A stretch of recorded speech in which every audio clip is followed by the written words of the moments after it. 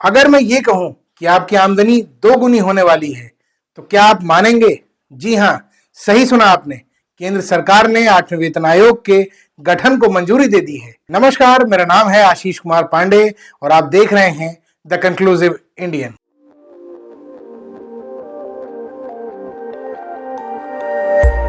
8वें वेतन आयोग के लागू होने से लगभग 50 लाख केंद्रीय कर्मचारियों के वेतन और महंगाई भत्ते में वृद्धि होगी। वहीं आयोग के अनुमान के अनुसार 2.28 से 2.86 तक फिटमेंट फैक्टर का सुझाव दिया गया है।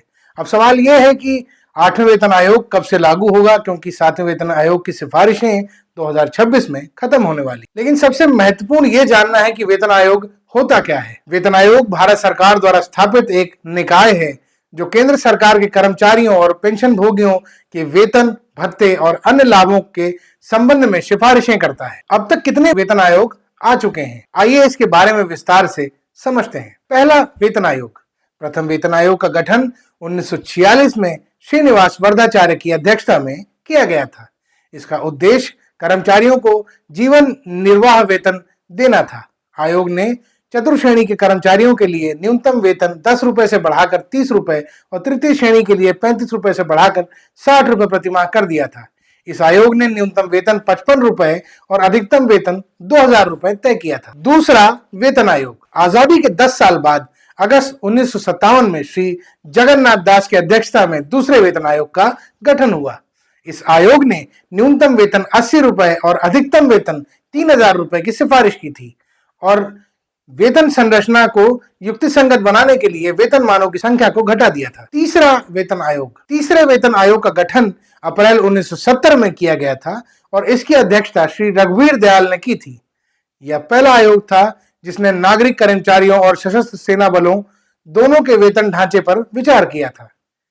इनमें न्यूनतम वेतन 185 रुपए प्रतिमाह करने की सिफारिश की गई थी। चौथा वेतन आयोग। चौथे वेतन आयोग का गठन 1 जनवरी 1986 को हुआ और इसके अध्यक्ष थे श्री RS घोष। आयोग ने कर्मचारियों के वेतन और भत्तों की समीक्षा करने के लिए एक स्थायी तंत्र की सिफारिश की और सेना तथा सशस्त्र बलों के वेतन में बदलाव किए।